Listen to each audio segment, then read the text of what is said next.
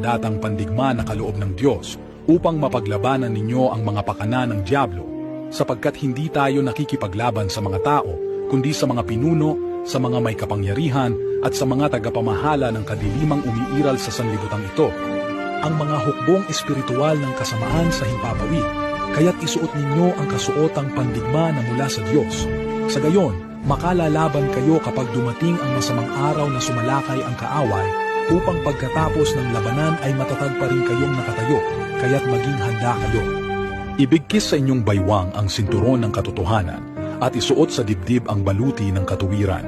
Isuot ninyo ang sandalyas ng pagiging handa sa pangangaral ng magandang balita ng kapayapaan. Lagi ninyong gawing panangga ang pananampalataya, na siyang papatay sa lahat ng nagliliyab na palaso ng dyablo. Isuot ninyo ang helmet ng kaligtasan at